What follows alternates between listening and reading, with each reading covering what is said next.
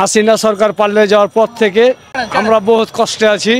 সংসার জীবন যাপন তারা কি চালাবো বা নিজেই কি খাবো। কতদিন দুপুরে মনে করেন যে আমাদের ভাত জোটে, কতদিন মনে করেন যে জোটে না আর কি। এরকম অবস্থার ভিতরে মনে করেন যে আমরা আছি আর কি। যারা আমরা রিক্সা চালক আছি এদের সংসার এখন চালানো খুব কঠিন হইতেছে মামা।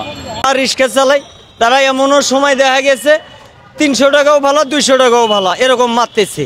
এরকম যদি কামাই রুজি করে তাহলে এই কামাই রুজি দিয়া তারা সংসার জীবন যাপন তারা কি চালাবো বা নিজেই কি খাবো। এরকম খাওয়া তাদের মতো খুব কষ্ট হয়ে যেতেছে গা, চলার খুব কষ্ট হয়ে যেতেছে গা। আপনাদের অভাব অভিযোগটা কি আসলে? আমাদের অভাব অভিযোগ হচ্ছে বর্তমানে মনে করেন যে অর্থনৈতিক ঘাটতি হওয়ার কারণে আমরা সারাদিন 300 টাকা 350 400 টাকা ইনকাম করি পায়ের রিক্সাগুলো। আর বাজারে মনে করেন যে 600 টাকা 550 টাকা আমাদের খরচা হয়ে যায়। কতদিন দুপুরে মনে করেন যে আমাদের ভাত জোটে, কতদিন মনে করেন যে জোটে না আর কি। এরকম অবস্থার ভিতরে মনে করেন যে আমরা আছি আর কি। তবে আমরা মনে করেন যে সুখ শান্তি পাবো যদি নিত্য প্রয়োজনীয় জিনিসের দাম, কাঁচা তরু তরকারি, কারেন্ট বিল, আবার গ্যাসের দাম এইগুলো যদি গেলে কম থাকে তাহলে মোটামুটি মনে করেন যে আমরা দুইটো ডাল ভাত খাই আমরা বাঁচতে পারবো আর কি। কিন্তু আমাদের মনে করেন যে বর্তমানে খুবই কষ্ট হয়ে যাচ্ছে। আগে ভালো ছিলেন নাকি? আগে মনে করেন যে ভালো ছিলাম না, কিন্তু পার রিক্সাগুলোর মনে করেন যে তত মনে করেন যে ভালো ছিলাম না আর কি, বুঝছেন। ওই অটো রিক্সাগুলো বের হয়ে মনে করেন যে আমাদের মনে করেন যে ইনকামগুলো কমে গেছে আর কি। মানে সরকার যে কোনো একটা দিক করলে যদি অটো রিক্সা করতো তাহলে সবাইকে অটো রিক্সার অনুমতি দিতে হবে। আর যদি বাংলা রিক্সা থাকে ঢাকা শহরে শুধু বাংলা রিক্সা দিতে হবে, তাহলে আমরা হয়তো দুইটা ডাল ভাত খাইয়া বাঁচতে পারবো। বলতে ধরেন আমরা গরিব দুঃখী মানুষ, যারা গরিব দুঃখী আর তারাই মনে করেন যে সর্বনিম্ন রিক্সা চালক, এটাই আমরা কাজ করে খাই। আর বর্তমান দেশের যে অভাব পরিস্থিতি, এই অভাব বন্টনে বর্তমান রিক্সা চালকের দিন অনেক কষ্টে আছে মামা। কারণ এখন তো দেশে কোনো কাজ কাম নেই।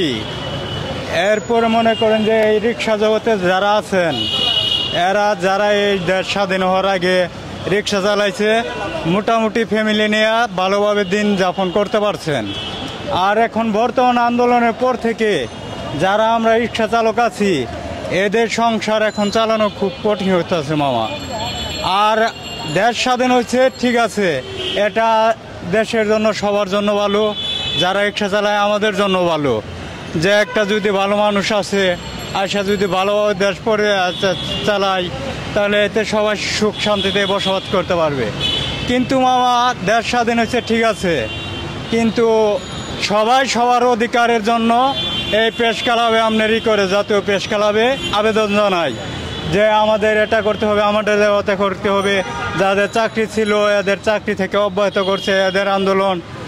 কিন্তু একটা রিক্সাওয়ালা যে লাঞ্ছিত আছে, এই লাঞ্ছিত অবস্থায় আছে।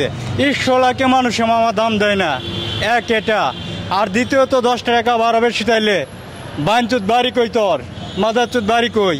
কিন্তু আমরা যে সুমকে আমার ন্যায্য ভাড়া চাই, এরা কেউ আছে 50 টাকা ভাড়া 20 টাকা বললে, যদি 50 টাকা চাই এই সুমকাও গালি দেয়। কিন্তু মামা যে 20 টাকা বলে এর জন্য আমরা কিছুই করতে পারি না। অনেক ভাইয়েরা আছে যারা 2টা কথা বললে ফেলে, অনেকে সহ্য করতে পারে না যে 50 টাকার ভাড়া 20 টাকা বলেন, আপনি রিক্সায় যাবেন, আপনি 10 টাকার বাদাম কিনে খেয়ে যান। এই কথা বলাতে যাত্রী আমার থাপ্পড়। প্রিয় দেশবাসী, আমরা বহুত কষ্টে আছি। হাসিনা সরকার পাল্টে যাওয়ার পর থেকে সারা বাংলাদেশে অটো চলছে, সারা ঢাকা সিটিতে অটো চলছে। অটো চলার কারণে আমাদের পার রিক্সার খ্যাপ হচ্ছে না, আমরা বহুত কষ্টে আছি।